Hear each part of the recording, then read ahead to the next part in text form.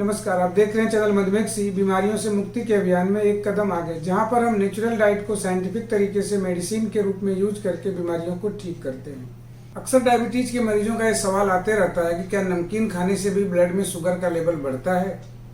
तो ये आज का वीडियो उसी सवाल का जवाब देगा।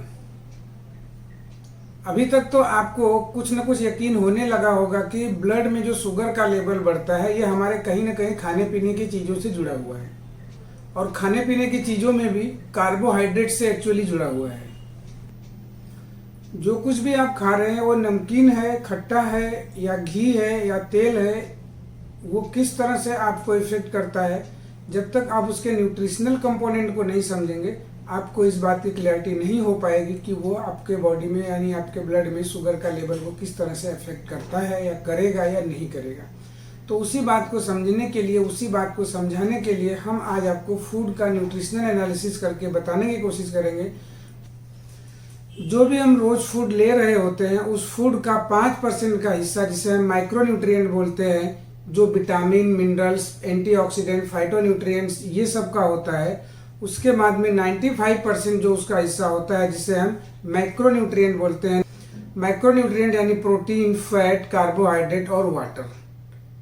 आपने सुना होगा कि हड्डियां काफ़ी लचीली होती हैं और उन लचीली हड्डियों को स्ट्रांग बनाने के लिए कैल्शियम की ज़रूरत पड़ती है, और जब कैल्शियम हड्डियों में आकर के जुड़ जाता है तो हमारी हड्डियां कैल्सिफाइड होकर के वो स्ट्रांग हो जाती है। यानी कैल्सिफिकेशन ऑफ द बोन के लिए आपको कैल्शियम की ज़रूरत पड़ती है। लेकिन ये कैल्शियम भी डायरेक्ट आकर के हड्डियों में नहीं जुड़ता है, उसके लिए ज़रूरत पड़ती है विटामिन डी की।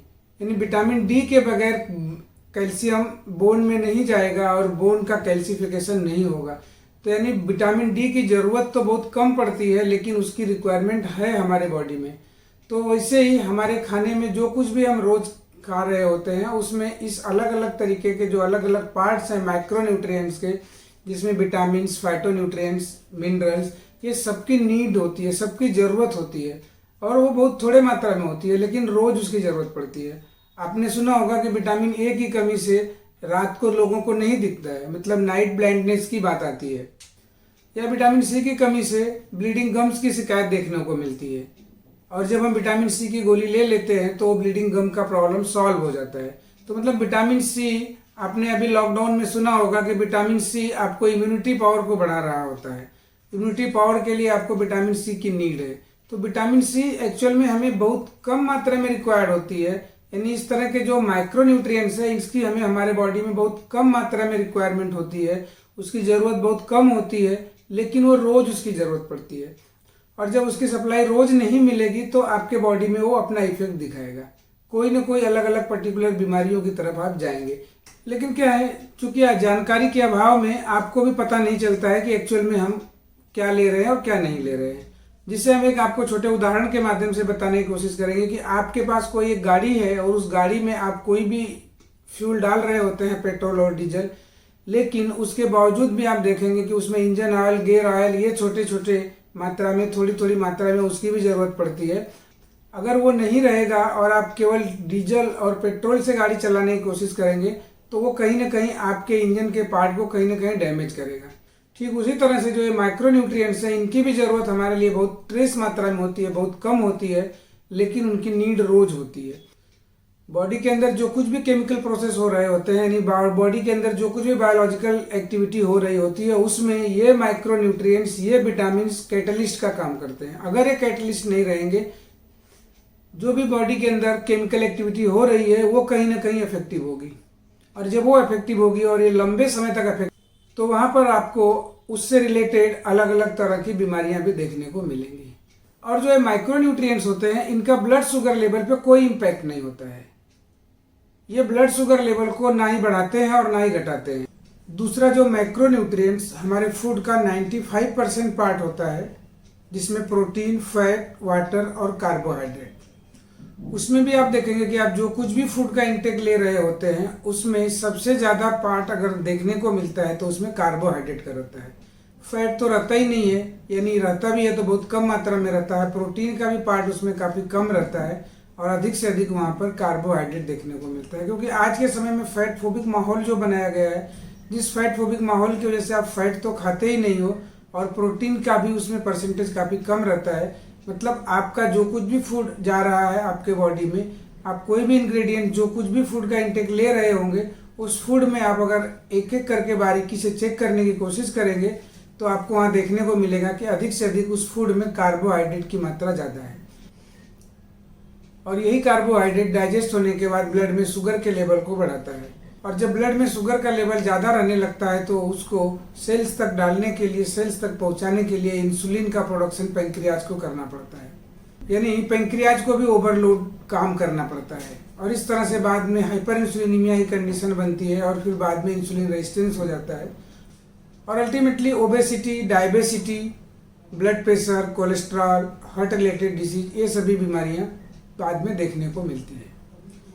तो यहाँ पर जो हम आपको फूड एनालिसिस की बात समझाने की कोशिश कर रहे हैं कि आप अपने फूड में जो कुछ इंग्रेडिएंट, जो कुछ खा रहे होते हैं, इसमें हम अगर देखने जाएं तो अधिक से अधिक कार्बोहाइड्रेट का पार्ट होता है, जबकि हमें ज़रूरत है micronutrients, vitamins, minerals, antioxidant, phytonutrients plus protein और फैट, ये सबकी हमें रिक्वायरमेंट होती है। और आज के इस फैट फोबिक माहौल में आपको प्रोटीन और फैट की भी कितनी रिक्वायरमेंट है और क्यों रिक्वायरमेंट है, इसको आप समझिए। उसे हम बॉडी के कंपोनेंट, यानी बॉडी के जो सेलुलर कंपोनेंट्स हैं, उसका एनालिसिस करके आपको समझाने की कोशिश करेंगे। आपके बॉडी का जो स्ट्रक्चरल कंपोनेंट है उसमें स्मॉलेस्ट यूनिट सेल है, और सेल से मिलकर के टिश्यू बनते हैं, टिश्यू से ऑर्गन, और ऑर्गन से आपके बॉडी का सिस्टम बनता है।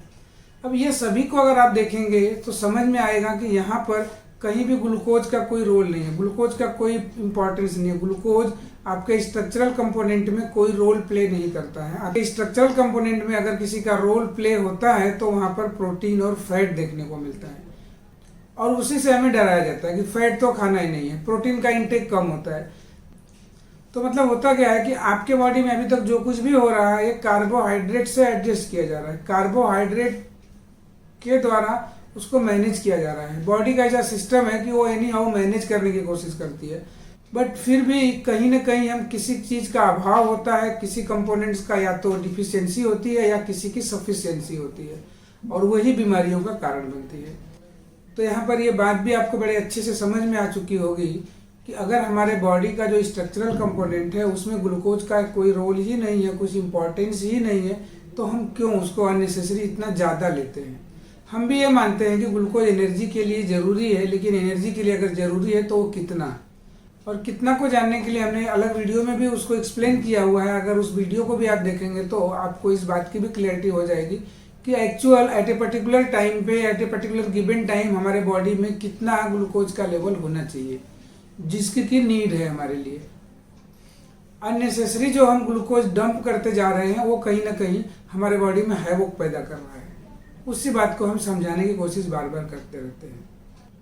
अब हम आपको दूसरे उदाहरण से समझने की बात करते हैं। मान लीजिए आप आलमंड लेते हैं, तो आलमंड में यानी बादाम, उस बादाम में लगभग 25% प्रोटीन मिलेगा, 50% फैट मिलेगा, 10% मॉइस्चर और लगभग 15% कार्बोहाइड्रेट। उसी जगह पे आप राइस ले लीजिए। राइस में आप देखेंगे कि 1 से 2% फैट, 2 से 4% प्रोटीन, उसके बाद 5 से 10% आपको वहाँ मॉइस्चर मिलेगा, बचा हुआ 80% कार्बोहाइड्रेट।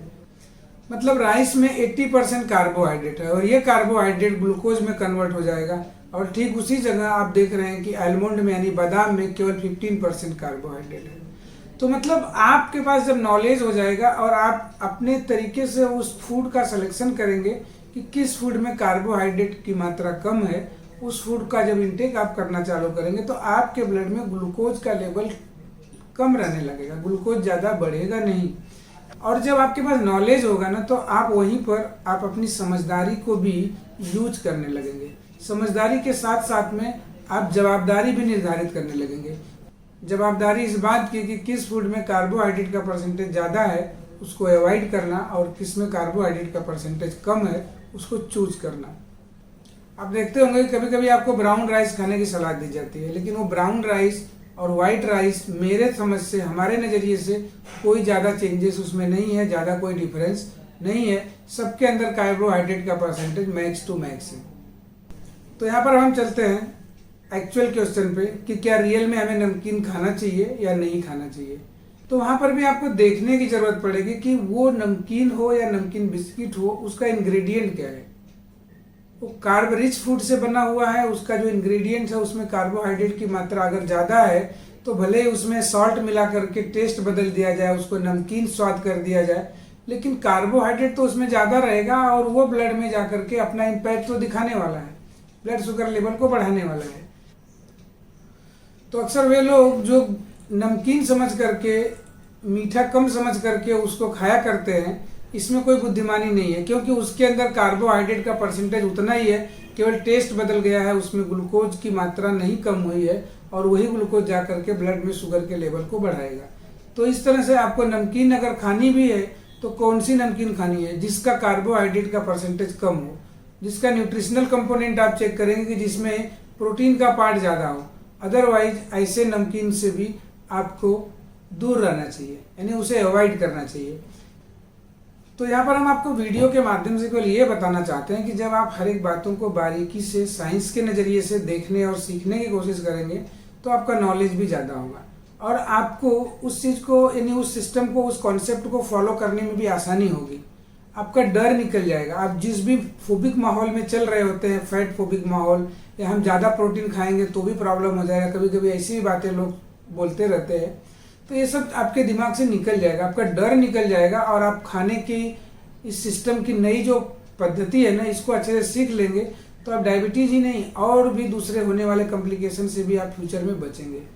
और आपको अगर थोड़ा भी ऐसा लगता है कि नहीं, रियल में मुझे और भी डीप में सीखने की ज़रूरत है और अंदर से समझने की ज़रूरत है सिस्टम को, ताकि हम आगे भी बीमारियों से बच सकें, तो आप मेरे दिए हुए नंबर पर कॉन्टेक्ट कीजिए। सिखाने का काम हम करेंगे। साथ साथ में अगर आपको ये वीडियो थोड़ा भी अच्छा लगा हो तो आप हमारे इस वीडियो को ज़रूरतमंद लोगों को शेयर कीजिए, ताकि वो भी इसका आनंद ले सकें, इसका फ़ायदा ले सकें। और अभी तक अगर आपने हमारे इस चैनल को सब्सक्राइब नहीं किया तो सब्सक्राइब करके रखिए, ताकि नेक्स्ट वीडियो जब भी आए तो उसका नोटिफिकेशन भी आपको मिले और आप अपनी जानकारी को और अधिक से अधिक बढ़ा सकें। धन्यवाद दोस्तों, नेक्स्ट वीडियो में फिर मिलेंगे। Bye bye.